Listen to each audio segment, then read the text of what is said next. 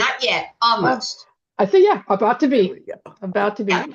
All right, ladies and gentlemen, we are at the top of the hour, and so we are going to go ahead and get started. Thank you so much, and welcome to our Thought Leader Thursday for, yes, we are in September. Um, I have already dropped some information about Daniel Nahmod in the chat. So if you want his email or his website, which I highly recommend you go take a look at. It's more than just music. It's some great things that are going on his website. So please do go ahead and take a look at that. But we want to put our hands together and say thank you so much to Daniel for being here. Daniel's a very busy person. We didn't talk very much about what he was going to do here today because it doesn't really Well, matter. No, it don't matter. You're going to do what you want to do. And I love it. I know it's going to be beautiful. Yeah. Yeah. So does anyone feel so moved to pray us in?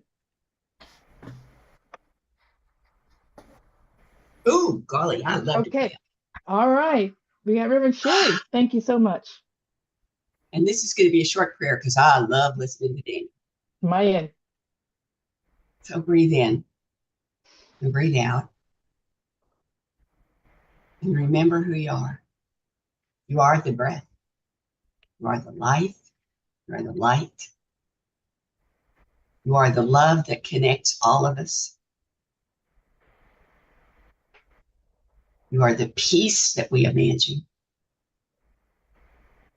and the joy that we hold in our hearts.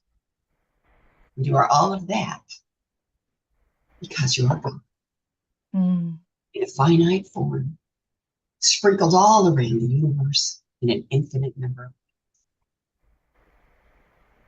This is a joy to my heart. And so I claim it for all of us. Mm. And I know that this treatment is divinely guided, divinely inspired, and therefore divinely fulfilled. So I release it now into the law, knowing it is already done. So it is. So I let it. Yes. Thank you so much, Reverend Sherry. Appreciate it. I can put its okay sign here and get into where I can see everybody. All right. So again, we have Daniel Nahmod with us, and you are either going to get a preview of what's going to be happening at Anton this year at our retreat. It was just fabulous. Or you're going to see what you're going to be missing if you're not going to be there. So I I just want you just to sit back and relax. Now, so Daniel, um, we allow people to ask questions and things like that. So people are just going to raise their hands, and at some point, if you look up and you see some digital hands raised, you take a break and answer some questions if you want, or ignore it altogether and keep doing what you're doing. Either way, we're okay. very free here to do what you want to do. Okay. All right. And we're All going right. what? Thank We're you so going for much. what? 3.5 hours? Is that right? Is that how long this Exactly. goes? That's. Okay. I'm in. I'm all in. All right. All right. So I'll stop it for lunchtime here in California. That sounds Great. good. Okay. Perfect. And yes, please raise your hands, and I'll just say that I'm not great at staying on top of when hands go up. So PJ, if you can, or Bill, you I can will. just keep an eye out and interrupt me if you need to. Okay. I won't interrupt you, but when you take a break, I'll jump in. All right. I know But you I probably have, don't take a big break, but I'll yeah, jump in. I have been known to talk continuously for extended periods of time. So I'm okay with I'm okay with being interrupted. All right. So let's begin. So hello everybody. Nice to be Hi. here. Um, I have I have a couple of stories and a few songs to share, and my general approach here is that hopefully they're interesting stories, and hopefully they're enjoyable songs, and hopefully that the stories and some of my thoughts about them give you something to chew on. That's the goal here, is that you enjoy it and you have something to think about, or a feeling you didn't expect, or a memory you didn't know you had. So I'll begin with a song, and then share the story behind why I sing that song for you today. How's that? Okay. Beautiful. All right.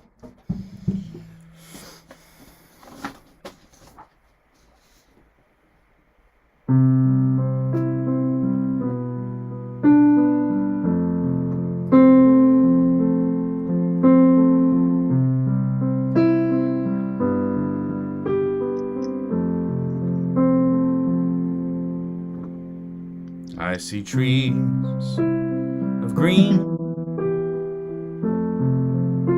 red roses too. I see them bloom for me and you. I say to myself, what a wonderful world.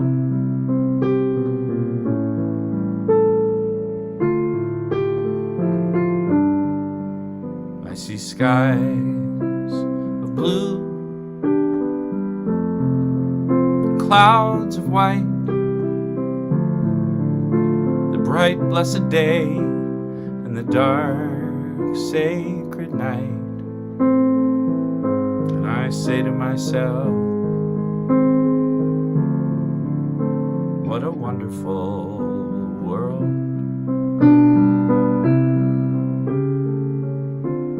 The colors of the rainbow, so pretty in the sky, are also on the faces of people going by. I see friends shaking hands, saying, how do you do? They're really saying, I love you. I hear babies cry, I watch them grow. They'll learn much more than I'll ever know. And I think to myself, what a wonderful world.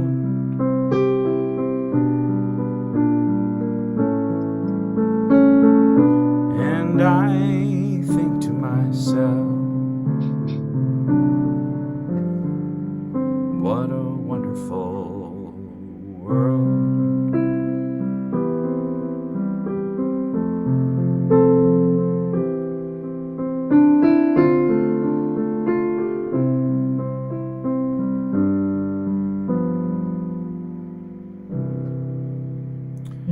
So it was back in what year was the hurricane in New Orleans? Was it 2004? Maybe So I'm somewhere around thinking, there? yeah, think so. Yeah, Yes. yeah. And I was at my brother's wedding in New York, and the phone rang, and it was my friend Richard Rogers, a minister at Unity Church in Phoenix and now in Prescott. And he said, listen, buddy, what are you doing? I said, I'm at my brother's wedding in New York. He said, how about you meet me, instead of flying home, fly to Houston. Let's go over to the Astrodome. There are people there, a lot of people displaced by Hurricane Katrina, and let's visit. And I said, okay. And he said, I'll bring my son's guitar. So he picked me up at the airport in Houston, and we spent just a couple of days walking around the Houston Astrodome, which was a very cool building in its day, and it actually had been retired as a stadium by the time we were there, by the time Katrina happened, and it was very, very decrepit at that point. It's just a sea of concrete, and in that building, and in fact on all the grounds around it, there was a soccer stadium next to it, an indoor soccer stadium next to it. All of it was covered with green cots that people were sleeping on, people who had been displaced by the hurricane. And I'd never seen anything like it. It was like it wasn't like it was actually a refugee camp, essentially. People had lost everything in their lives, their homes, their cars, never mind loved ones, but they'd lost all their worldly possessions, and they were laying on green cots with nowhere to go, really, and nothing to do, at least at that moment. And there were plenty of volunteers. The Red Cross was there, and while I was there, Harry Connick Jr. sang over the loudspeaker, and there were people circulating in and out. They were not completely forgotten in that building, but I'd never seen anything like it. It was really one of the hardest things I've ever seen or done was those couple of days. So Richard's a big guy. He walked around giving people hugs and praying with them, and I walked around with a guitar and sang songs for whomever wanted to hear one. And honestly, there were truly joyful moments. There were groups of kids, hundreds, thousands of them, and they saw somebody with a guitar and they gathered around and we sang songs, and they were really, more or less unsupervised. They also had nowhere to go and nothing to do. So there were lovely moments, but then there were a lot of private moments. Like many of you I know are ministers, and you know that there's the public part of your job where people see it and maybe record it and maybe broadcast it and maybe applaud for it or tell you how wonderful you are. I mean, there's public moments, right, in life too. But then Yeah. there are these private moments that, at least in my experience, tend to usually run much deeper even than the public ones. And they're the moments that no one else witnesses, and there's no record of them, and there's no applause at the end of it, and no award and no prize, just these little moments where you know that you've shown up as best you could and done the good you could do in that moment, right? Well, so in the Astrodome, there were, as I say, thousands of cots, and I just walked around, and whomever wanted to hear a song, I just sang one. I didn't know what I was doing, and there was but that song comes to mind because of a grandmother sitting on a cot, who kind of her head in her hands, and I can still picture her. This is a long time ago, but I can still picture her. 20 years ago, right? And her little granddaughter was sitting next to her, maybe 5 or 6, and I walked over and I said, "My name is Daniel. Would you like to hear a song?" And she said, "Whatever." And I said, "Okay." I said, "Would it be okay if I sit?" Because of course the cot is all her real estate in the world. It's all she's got. So you don't just sit down like it's an easy chair. So, and she said, "Sure." And I sat next to her and her granddaughter, and I said, "Okay, how about this?" So, and that song, that it's not a Louis Armstrong song, but of course he made it famous. I said, "I've got a song. It comes to mind, and you know what? I'm going to close my eyes, and if you feel like it, you're going to know this song." I said to her, "And if you feel like it, close your eyes with me and sing it with me." And we did. We did. We closed our eyes and we sang "What a Wonderful World" together. And I remember how it felt. And I forgot to say, PJ. So I'm going to share a couple stories, a couple songs, but also I'm intending to share a little bit about me, and one of just really things about me. And one of the things that's just true about me is that I am unable.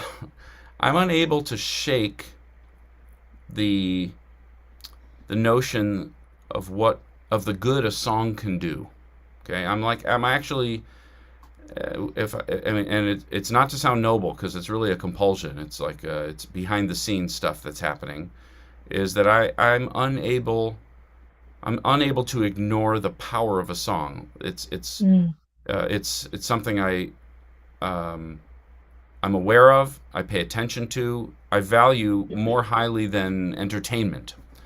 Like sometimes people will say, they'll introduce me as our entertainment for today is, and I'm always thinking, well, maybe we'll see if it's entertaining. I can't guarantee it'll be entertaining. I mean, I'm a smart ass, so I'll probably joke a little bit here and there, but my first goal is not entertainment. Just like it's a little bit of a misnomer to say that when I sing, it's a performance. That's a little bit inaccurate, because I'm not actually performing. Performing meaning it's not shtick that I've rehearsed. It's not choreographed. There's more planning in 10 seconds of a Taylor Swift concert than there is in every show I have ever done. I mean, it's literally true. My entire life, all combined, has less forethought, and it's not a brag. It's actually kind of sad, but it's true. It's true. There are clips. Some of you maybe know who Bruno Mars is. Absolutely brilliant and gifted. I think of him as a kid, but he's not a kid. But there are clips going around. I've seen a couple video clips of him rehearsing dances for his shows, and his shows are like, if you can remember, imagine like what a James Brown show was like, or a Tina Turner show, where the movement is spectacular the entire time, or like the Temptations, where they'd coordinate every movement, and that's what Bruno Mars is doing with his guys in his band, and they're all guys, and it's I'm watching and I'm thinking, and I say to Jude, Jude's looking at it with me, and I'm like, Jude, if he goes on tour in August, my son Jude is 12, they might start rehearsing in January. Every day. They'll go to a rehearsal studio and practice so that in August it looks easy. That is not me. I don't think it's because I'm lazy. I'd like to think it's not. Although I am, sort of in some ways fundamentally lazy, but more so, it's really an act of authenticity for me.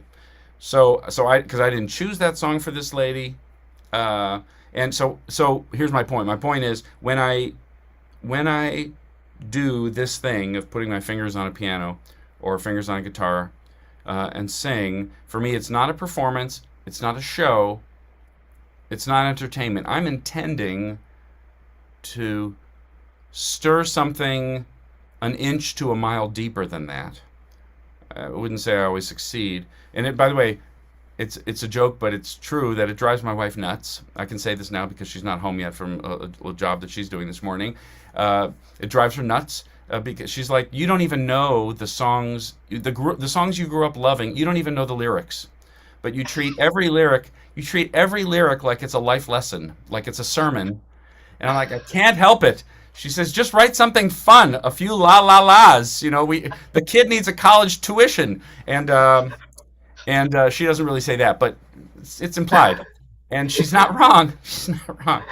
Anyway, so but when I think about what a song can do, that was one of those moments in my life where I caught a glimpse of it. Not because I solved any of that woman's substantial challenges, and not because even I know for sure that she went with me where I went while singing that song, but it did feel like she did. So for 3 minutes, George David Weiss, the writer of that song, that he had facilitated something, and I had put my fingers on a guitar and with our eyes closed in one of the most horrible, chaotic, despairing situations, well, it's the worst that I'd ever seen, and I would imagine probably that she'd ever seen, that we were able to close our eyes for a couple of minutes and imagine blue skies and smiling babies and a future brighter than the present, and it was a demonstration for me anyway of what a song can do. Yeah. So now let's switch to another story about Danny, and it involves a handful of religious Jewish kids at the private Jewish school I went to as a kid. I was there 3rd through 8th grade. We moved to Chicago, and my parents enrolled all 3 of their boys in succession to this not a fancy private school, but it was half the day was in Hebrew and half the day was in English.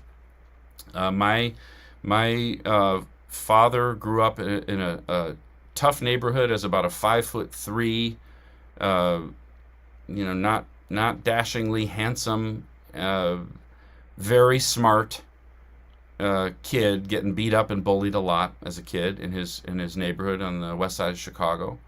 And for him, his safe harbor was synagogue and then private school. Judaism became not just a culture for him, but also really a safe place.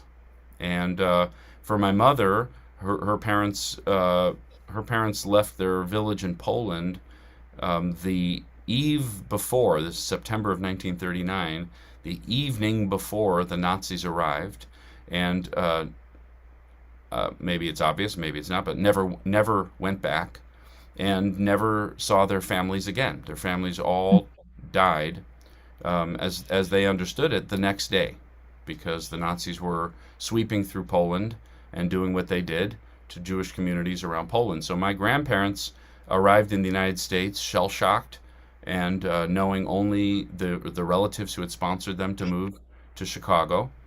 And so Judaism for them was a life raft and an identifier beyond anything else. So it's not shocking, I think, in retrospect, that for my parents to raise their three boys in a traditional Jewish culture was, I mean, maybe literally their highest priority. That they kept us within that world, which also probably explains why they had such a hard time with me being such a heretic. I'm sure I'm not the only weirdo in this group, in your family, but I am definitely the hippie. I don't know, whatever word you want to use. I'm the weirdo. What can I tell you? I'm the guy who never was. I love being Jewish, and I love the traditions and the food and the language. I love the songs in synagogue. I love it all. But I was never very interested. You know, I'm sure some of you know the Groucho Marx quote. He doesn't want to belong to a club that would have him as a member. Well, I never even really wanted to belong to a club at all. A club that included some and excluded the others.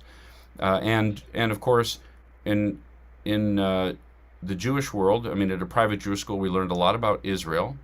And in fact, most kids, I hadn't been to Israel through 8th grade, but most kids had visited Israel. Israel was not just a Jewish state, but it was also a life raft in the world for Jews who had survived the Holocaust. That was how it was founded. So we were raised with way more information about what had happened in concentration camps than I think probably was healthy for little kids to learn. But that was the culture we grew up in. That was, in other words, we were taught. It was, I mean, not even taught. It was infused in us that the world was a dangerous place, that we were safe in synagogue, we were safe in our private school, we were safe in our family, and we were safe in the state of Israel. But nowhere else were we safe. And I mean, it was not even implied. It was actually really just said out loud.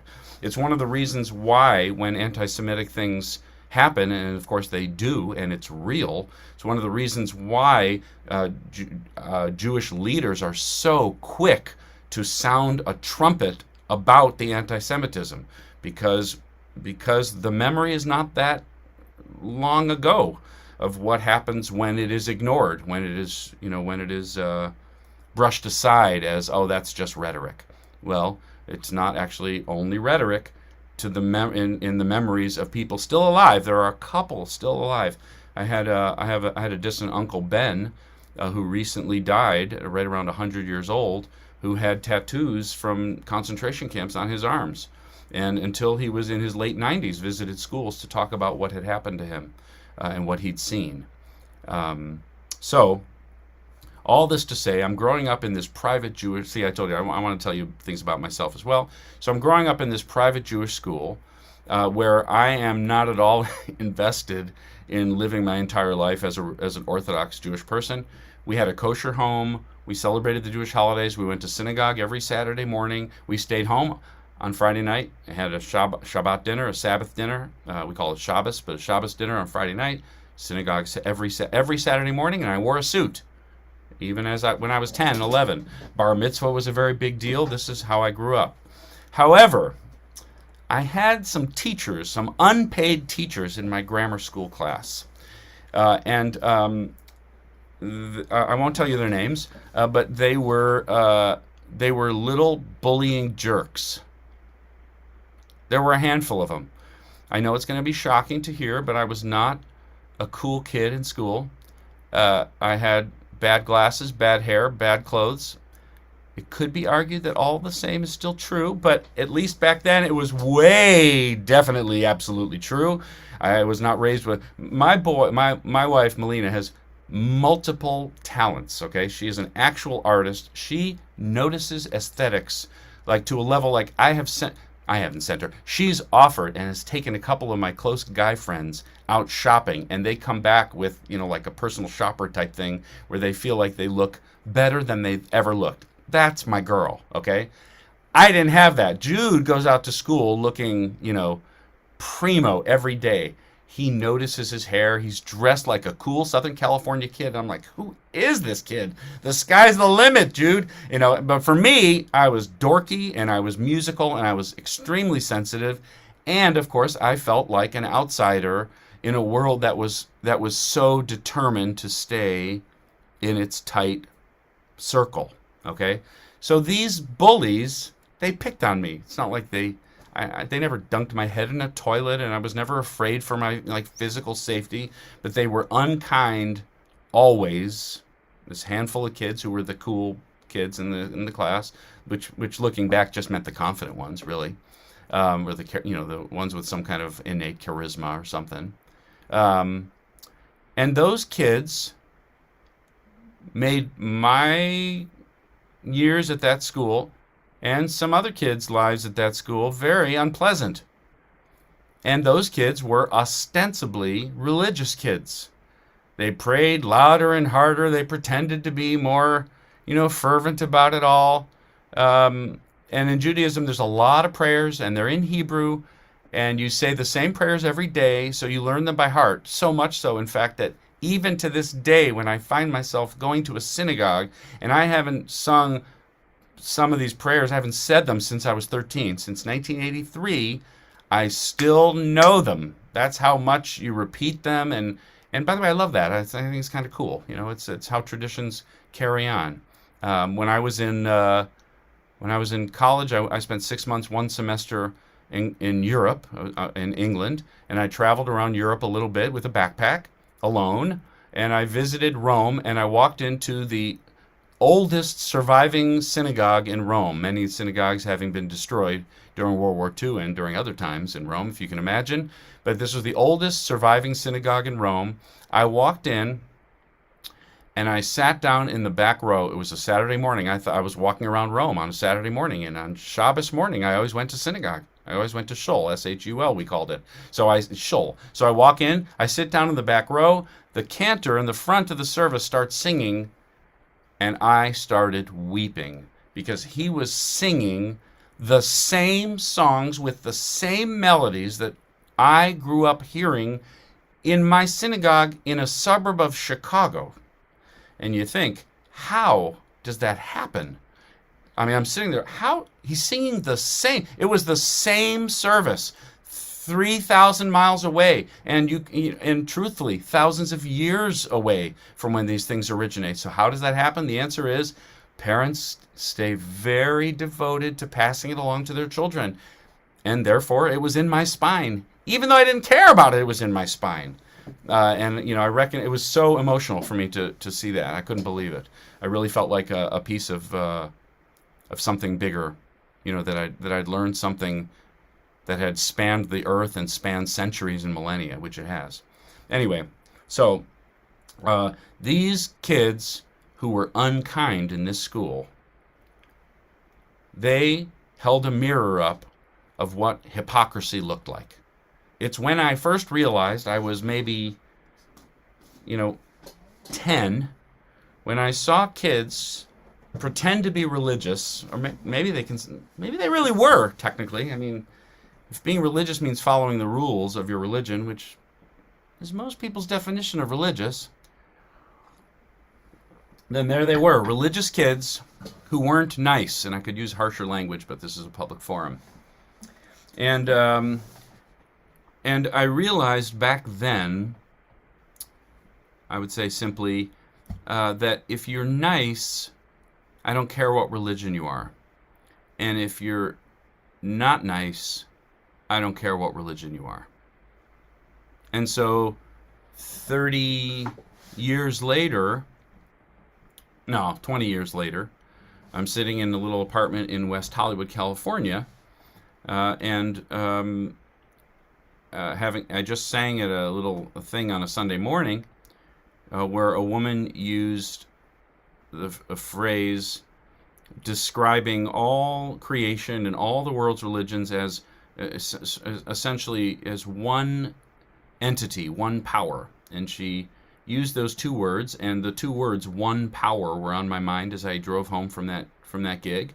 And I sat down at the piano and put into words and music something that Danny, as a 12-year-old, felt and really would have really benefited from hearing, to be honest. Something that distilled something that was right there in my heart my whole life, but I had never even been allowed to say out loud. And here's that song.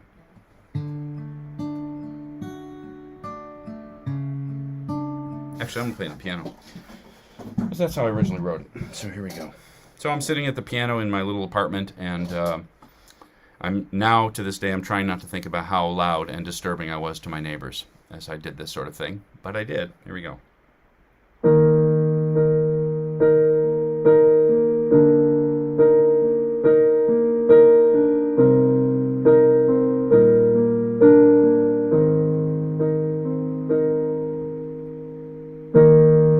There's one power, invisible, and you see it everywhere and every day.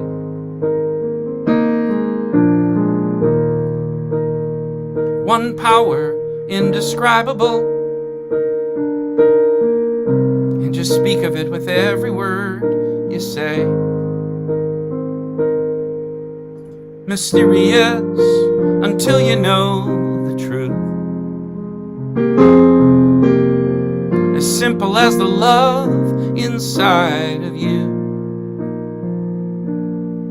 Call it God, call it Spirit, call it Jesus, call it Lord, call it Buddha, Baha'u'llah, angel's wings or heaven's door. But whatever name you give it, it's all one power, can't you see? It's the power of the love in you and me. We speak so many languages, different clothing, different colors, different names. But different is only dangerous when we forget that in the heart we're all the same. We'll remember once we close our eyes to see that such distances were never meant to be. Call it God, call it Spirit, or Jesus or Lord. Call it Buddha, Baha'u'llah, Hashem, or heaven's door. It's Muhammad, it's your mind, it's your soul, or it's your sign. It's the universe, it's music, Mother Earth, or Father Time. But whatever name you give it, it's all one power, can't you see? Whatever name you give it, it's the very air we breathe. It's the power of the love in you and me. One power, yeah. One power is what we are. It's the moment of creation. It's an everlasting peace. It's the freedom of forgiveness. It's the sweetness of release. It's the joy of inspiration. It's the sunshine on your face. It's the birthright of all nations. It's the boundlessness of space. It's the beauty of a baby. The serenity of sleep. It's the anger we abandon, for it's love that's most deep. It's one power. Oh,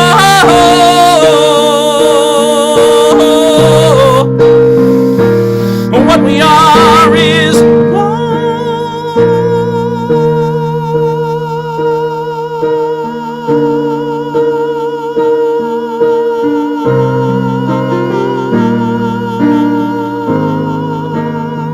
It's the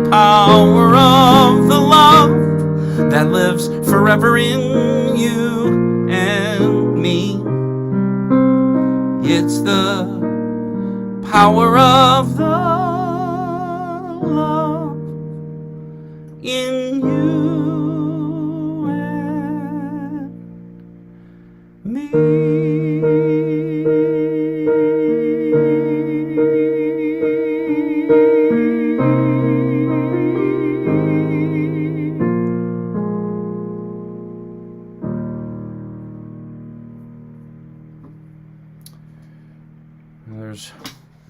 There's one more quick story I'll share with you. A third little anecdote. I was going to say antidote. Anecdote. And that is related to this picture. Let's see. Which has quickly become one of my favorite pictures I've ever taken. I don't know if you can see what's happening there. That's a little monkey. And we're hugging. And that was on a trip to Peru that my family and I were very, very fortunate enough to take this past June.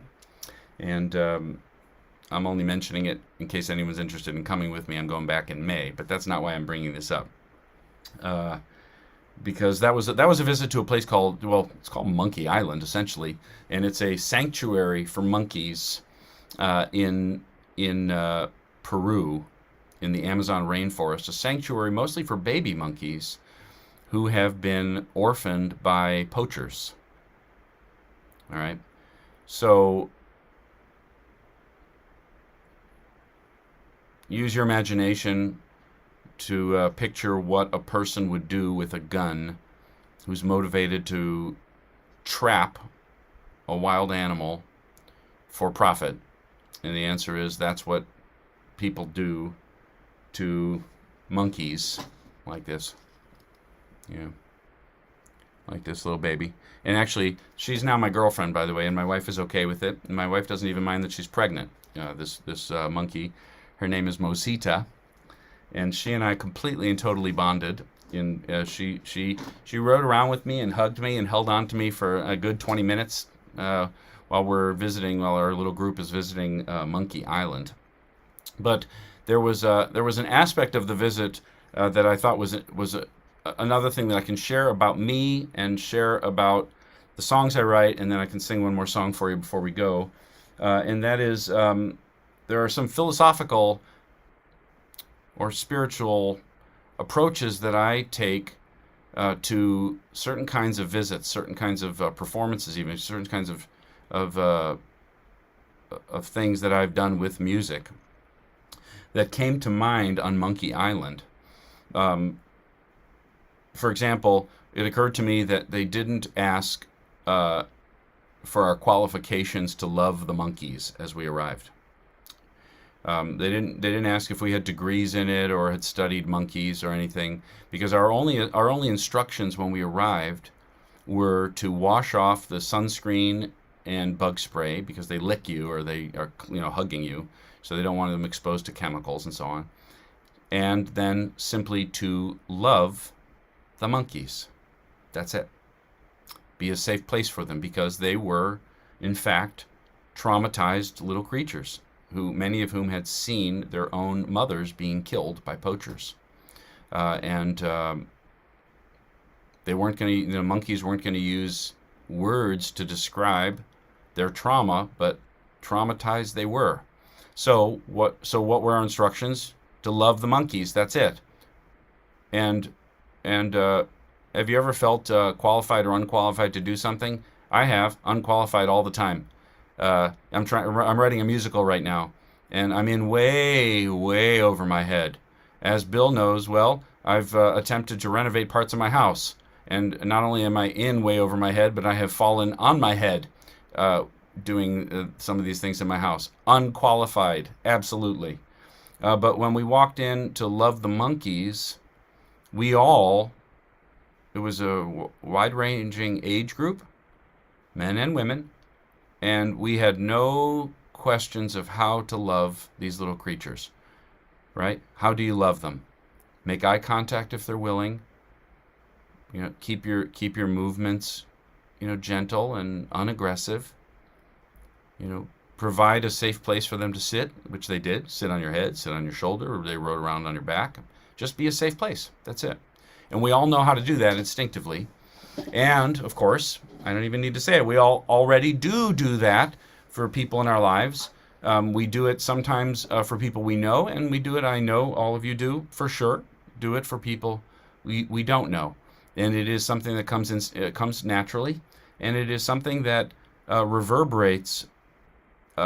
It's one of those small acts, one of those things I was talking about before, that no one notices. There's no credit, there's no accolades, there's no awards, there's no press, there's no record of it. But you know when it's happened. You know when you've given a moment like that to somebody, a safe place, or a quarter in a parking meter, or a kind word to somebody on the street. And you know when you've received it too, because if I asked any one of you, can you think of something somebody has said to you that they might not even remember saying, but that made an imprint on you forever? Can you think of something? Yeah, the first thing it's ridiculous. You're about to laugh at me, but the first thing I always think of is Becky Jones in high school seeing me walk down the hall and saying, "Ooh, Dan, nice butt." I know, it's ridiculous, but it was the first time anybody had, any girl for sure, anybody had ever looked at me like a, I guess what was I, teenage boy, and had complimented something about my appearance. I mean, I wasn't in that world. I didn't think about it. I didn't have a girlfriend. I mean, I wasn't like I said, wasn't well dressed, wasn't confident physically at all. I mean, I was fine. I'm sure I was fine. I just didn't feel that fine. And then she said, "Nice butt." And that was probably 1984, and I still remember it. That's what an impression that made. She would never remember it, I'm sure. I know that she went on to go to Princeton, and I'm sure she's done great things, and definitely doesn't remember saying "nice butt" to me. But it was a shot of confidence for me. One little sentence. And I would almost say, it sounds ridiculous to say, but I mean, we are all the legacies of the people who have come before us. We are their living legacy, not just our ancestors, but we're actually the legacies of our teachers. We're the legacies of our parents, of course, for better or worse. We're the legacy of everybody who's imprinted on us. We are the echo of them. And it's not absurd for me to say that when I casually compliment somebody, I just did it in the airport a couple days ago. A woman was wearing very cool glasses, like glasses that I would never have the nerve to wear. They were super bold and brightly colored, and I walked by, and I'll never see her again. I walked by and I said, "Awesome glasses." And she said, "Thanks," and kept walking. That's in honor of Becky Jones. For real. You know what I mean? We are the legacies of good deeds done for us and to us. We're the memory of those things. And so there are a lot of things that go into a visit to play with monkeys. We're doing a little thing for a little creature that's been hurt. No one knows we're doing these things, except we know. Except we know that kindness feels good. We know, and I know that, I'm sorry to be presumptuous. I feel like I can presume that when I say, if you're nice, I don't care what religion you are, and if you're not nice, I don't care what religion you are, that most or all of you agree with me on that general premise. Maybe you don't. Maybe it also matters what religion, to you, it matters what religion somebody belongs to, or how observant they are in whatever religion it is. That's your business. But for me, a simple act of kindness is way more powerful and precious and reverberant and lasting and important to me, to my own value system, than whether somebody stands up and sits down at a service on time, or wears the right color robe at a certain ceremony, or holds the right prayer book, or or in the case of Islam and Judaism, eats the right meal. The kosher rules, they run deep. There's a lot of them. They never end. Everything you eat and drink is prescribed and proscribed, is dictated to you. That's fine, but if you're nice, I don't care what you ate for lunch, and if you're not nice, I don't care what you ate for lunch. So, but back to the last lesson I learned. One last point I'll make about Monkey Island is it's something that I have practiced over the years, and I think it has broader applications, which I'll just share with you real briefly. When I first got to LA to make a living making music, let's just say I had time on my hands. I was determined not to take a day job. I slept on my brother's couch for 6 weeks, and then I got in that apartment in West Hollywood where I wrote all the sacred love songs, if you know them, Get Ready My Soul and all those songs, where I wrote One Power and a lot of songs there, and made my first few albums there. But one of the things I did while I was in that apartment was I volunteered at Cedars-Sinai Hospital in LA, just over the border from West Hollywood, technically in Beverly Hills, but actually no, it's not. It's in LA or West Hollywood. And so for once a week for a year and a half or 2 years, I would dress up all in white. I looked even more like a marshmallow than I do today, and would walk into, there was a floor in one of the towers at Cedars-Sinai that had requested a musician, and I had just fortuitously volunteered at that hospital right when they'd made a request for a musician. So once a week I would walk around and sing songs for anybody for an hour or two, for nurses, for doctors, for people mopping the floors, and of course for patients. And I learned multiple lessons about singing for people in those hospital rooms, especially. I learned the fundamental lesson that if I'm intending to give something, it is not about me, nor is how what I give is received any of my business. They are going to get what they get. They're going to listen if they do. They're going to sing along if they do. They're going to fall asleep if they do. They're going to look at me or not. They're going to smile or not. They're going to enjoy it or not. They're going to remember it or not. None of which is my business, or my problem, or even something for me to think about while I'm giving the gift. The simple gift, like the unqualified, untrained experts who walk into Monkey Island to love a monkey for a few minutes at a time. My only job was to give something without any attachment whatsoever to how it's received. And so, for example, you don't walk into a hospital. I learned very quickly, you don't walk into a hospital room and say, "How are you?" Okay, that's none of my business. I don't know their name. They don't know mine. That's not the point of the moment. The moment is a surprise, pleasurable or peaceful experience, a few minutes of something like the woman in the Astrodome, I hope, experienced.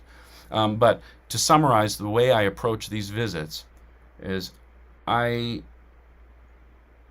sang for the whole person, not the sick person. Every single person walking into a hospital room, every single one, walks in and sees a sick person in the bed. I took it on secretly, privately, as my job to see a whole healthy person, not a sick person. I didn't see an old person. I didn't see a tired person. I saw a person for whom I was going to sing a song and leave. And when we visited Monkey Island, we didn't visit damaged, wounded, traumatized monkeys. We held whole monkeys. We loved them like whole living things.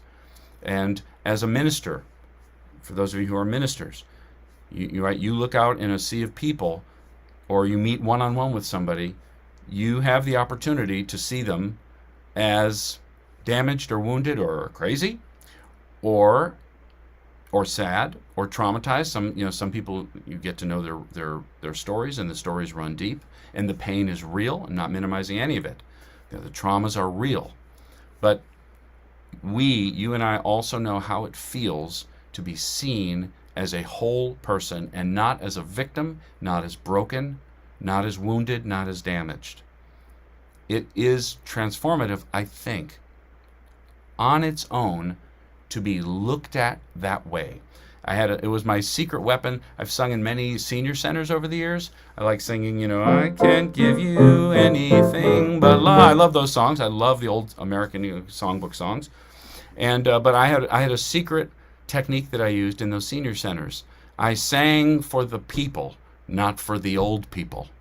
I didn't think of them as tired, old, uh, suffering from dementia. I didn't see them as sitting in wheelchairs. I just saw them as people. And as a result, like I was just telling my wife yesterday, I used to joke, my bubby lived in a nursing home the last 10 years of her life till 98. And I used to visit her, and the only thing she ever wanted to hear me sing was Fiddler on the Roof songs. I couldn't stand Fiddler on the Roof songs. I think they're maudlin and horrible. Not horrible, it's a little strong, but not my favorite. But so I would only sing them, is this it? Is this the little girl I carry? Every song makes me want to weep, and not in a good way. So I would go to my bubby's nursing home, and it was always a big deal when Danny visited, because they knew they wheeled out the old people and they wheeled out the piano, and Danny did a show. I did a show every time I visited in Chicago, my little old bubby, and she was like 4'6", at her peak. When I say little old bubby, I mean little old bubby. And so I used to sing her songs, and everybody else wanted to hear Johnny Mathis songs or Cole Porter songs, but not my little boo-boo. The only thing she wanted to hear was Fiddler on the Roof. And I would say, and now, in honor of my bubby, and she's always sitting in the front row, beaming in her little wheelchair, and she didn't have much physical strength at that point. So really, the way she danced was she moved her hand. I knew I had her if her hand was dancing, And I'd say, boo boo, and now a bunch of songs I can't stand. I'm going to sing them just for you. One time a year, Bubby, I sing these sad, sad songs. And she's in the front howling, and all the other people are sitting there laughing. And looking back, I realized what I was doing was I was treating them like people. I wasn't pandering or patronizing, like they were too delicate for me to joke about, how I really felt about these songs. I'm just a friend visiting. It's not like, it's not Barry Manilow visiting, so I'm just a grandson visiting, and I'm not going to pretend that I like these Fiddler on the Roof songs. And it didn't, that was being real, right? Just being a whole person talking to whole people, not treating them like they couldn't handle a joke or couldn't handle a little sarcasm. If somebody falls asleep in the front row at a senior center when I'm singing, I'm going to wake them up. Bob, I'm singing up here. That's actually what I'll do. And everybody, and they recognize, oh, and it really, I think, and I've even been told a couple times, it's like you didn't think of him as an old man. You just thought of him as an audience member who fell asleep in the front row. It was so fun. I'm like, that was exactly what I was doing. So all this to say, small acts of kindness over ritual, and over observance or whatever it is. These are and learning lessons from tough things, like the bullies. Like they showed me a fundamental value that has carried through my entire life. Like they were actually kind of valuable teachers, those kids in my grammar school. And when you look back on people who loved you like a whole person, and maybe you can think of, by the way, last thing. I think it's the last thing I'll say. Like I have an uncle, my mother's brother. My parents are not specialists at treating their sons as grown-ups. Not something they've ever really adapted to. But my uncle, his name is Chaim. He was born in Berlin in a DP camp where my Bubby and Zadie arrived after the war. They made their way to West Berlin, which was American occupied, the only safe place in Europe for them, Jewish refugees. My uncle Chaim was born there. He somehow had the gift of treating me like a human being my entire life. Anytime I wanted a real conversation with somebody in the family, he was the guy. Still is. I go to him, I tell him something, and he answers like a grown-up. Answers me like a person. Do you know what I mean? He doesn't talk down, doesn't assume, and that makes an imprint. He talks to the whole person. Never once talked down to me that I know of.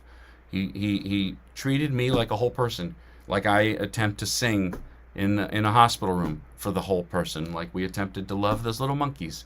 Like whole little living things. It's a powerful thing to be seen as a whole person. And in some sense, I would say it even reminds the person of what it felt like or could feel like to be whole again. Maybe that's the power of a song too, is to stir up that feeling, to forget the momentary aches and pains or unpaid bills or political upheaval or diagnosis or whatever it is, and to just feel loved and loving in that simple way that a baby is loved by his or her mother when they're born. It's another last thing, truly last thing, is it's a secret technique that I have used over the years. Sometimes when I can't manage to like somebody, sometimes when I have the presence of mind, I imagine for a few seconds what they looked like as a baby. Because most people look at least a little bit like they looked like when they were little kids. And it is very, very hard to intensely dislike somebody as a little baby. Then you're meeting the whole person who's loved completely by a mother. Some would say, some believe for sure, loved completely by God that way. We are all capable of it. We are all worthy of it. And to me, singing a song and interacting with a monkey and talking with somebody in a hospital or sharing this with you today is all about giving and receiving just a little bit of love, a little bit of brightness, making the world just a little bit more connected, a little bit kinder, a little bit softer, a little bit gentler. That's it. A little bit at a time is all we get. If you'd like, I can sing one more song, but if we're out of time, I won't. You tell me. What do you think, Bill? Do we have time? Do you have? Yeah. All right. Yeah. Well, here's a song that is on all of the above subjects. I know that was a rambly thing, but No, it's good. I'm not even sure I could pretend there was method to the madness, but here we go.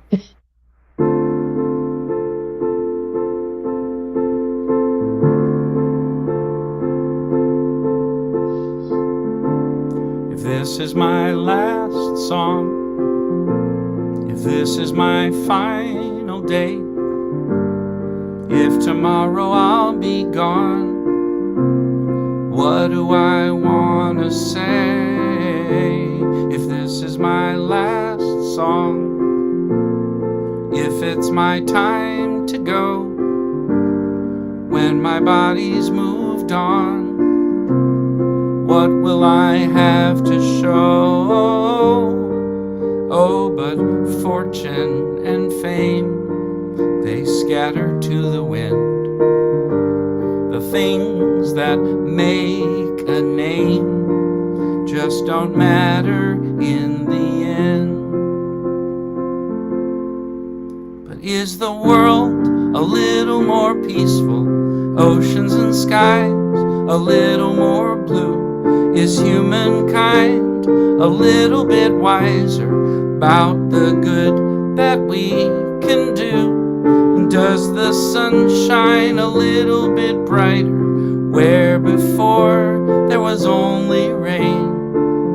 If so, then I'm glad I came. If these are my last words for all of the earth to hear, if all that I have ever been is about to disappear,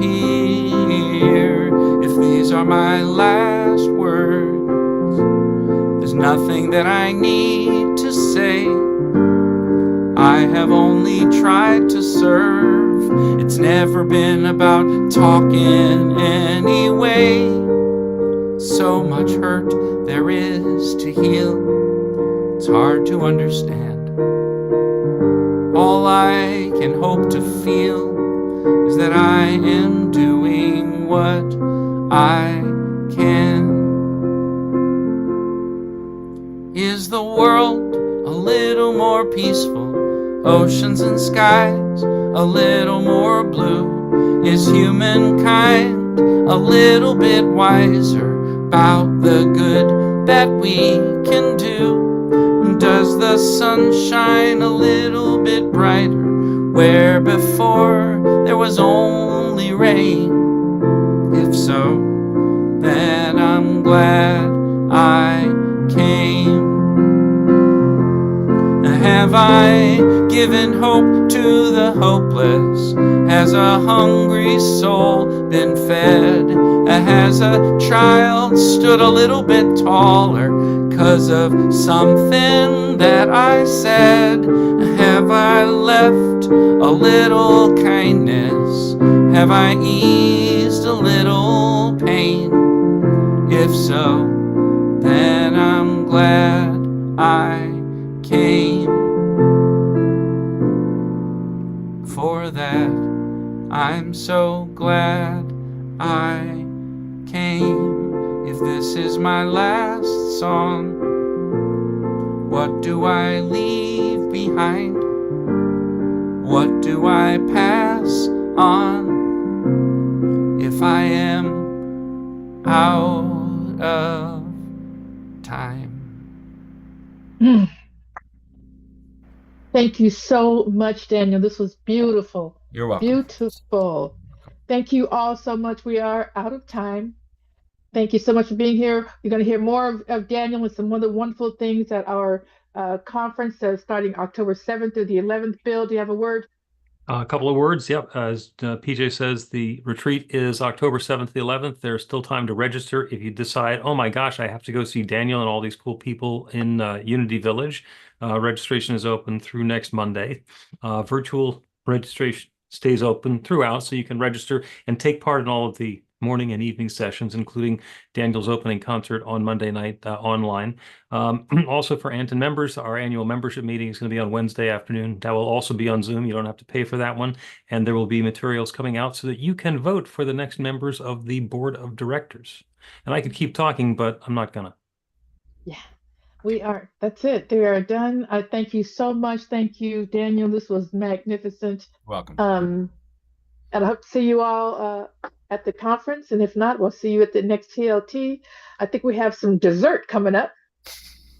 I know I do. Yeah.